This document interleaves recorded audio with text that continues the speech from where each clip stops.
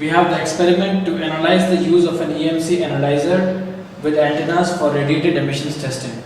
We have connected the EMC analyzer to a log periodic antenna mounted on a tripod. We have a SMA cable which comes and connects to the EMC analyzer. This log periodic antenna is a directional antenna with a frequency response from about 1 GHz down to up to about 250 MHz. The main direction of reception is along the length of the boom. There is a back lobe at the back of the antenna. This antenna has a gain of about 4 dB, and the direction of polarization is along the length of the antennas. Hence, we have deliberately kept it slightly tilted so as to give a better view for the video. We need to keep it in a horizontal plane for a horizontally polarized, and we need to keep the antenna in a vertically polarized direction for reception of a vertically polarized wavefront.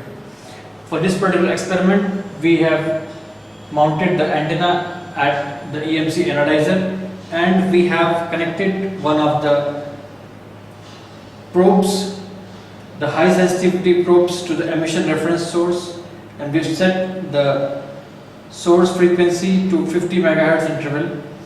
We've set the display at say 400 MHz right now, which is within the frequency range of this particular log periodic antenna, and 400 MHz also falls within the resonant frequency range of this particular loop.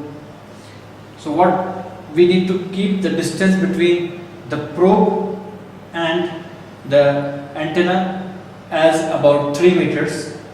We are keeping it lower for the benefit of the video.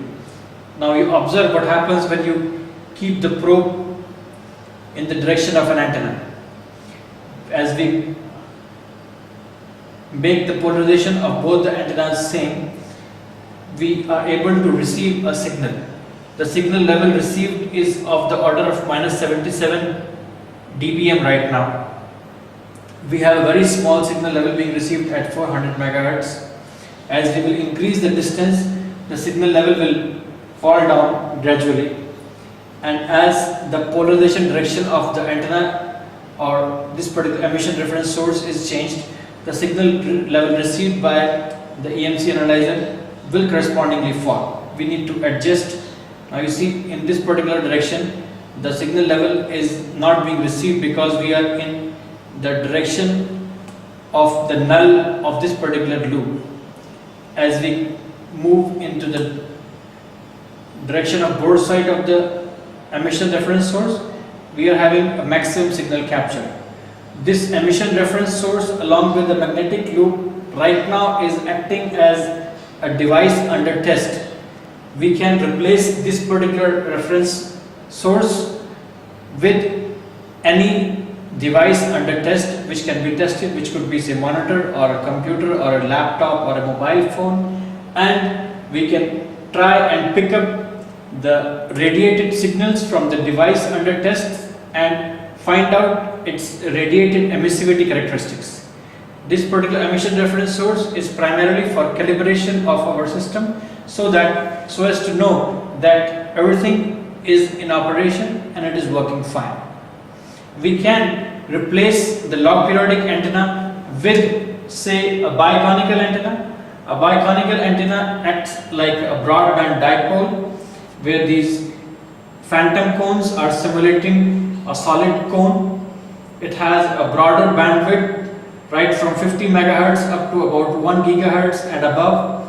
It is an omnidirectional antenna along its axis, and it has the main lobes along the direction perpendicular to this dipoles, and it has got nulls along these directions. So these are very broadband antennas being used specifically for EMI/EMC applications. If we need to go higher in the frequency, we can use a microstrip log periodic antenna which has a very high bandwidth of up to about 4 GHz. It starts from 1 GHz and goes up to 4 GHz.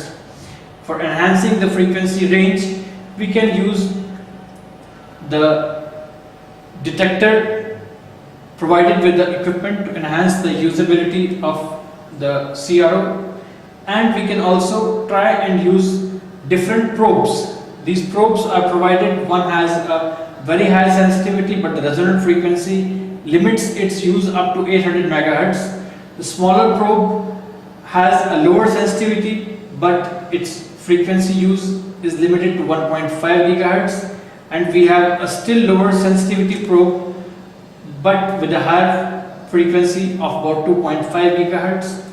These are magnetic field probes which do not respond to the electric field. Then we have also got electric field directional probes. These respond only to the direction of electric field and not the magnetic field.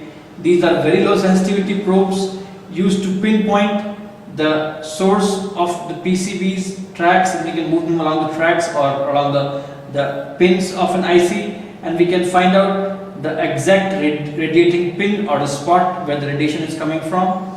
And we have got these high sensitivity but omnidirectional probes which gives you a omnidirectional electric field pattern and can be used for electrical field testing. These two probes can be used in complementary of each other to understand the behavior of potentials and the currents. We can identify the difference between the two phenomena, the magnetic and the electric, and we can better equip ourselves for training into AMI EMC.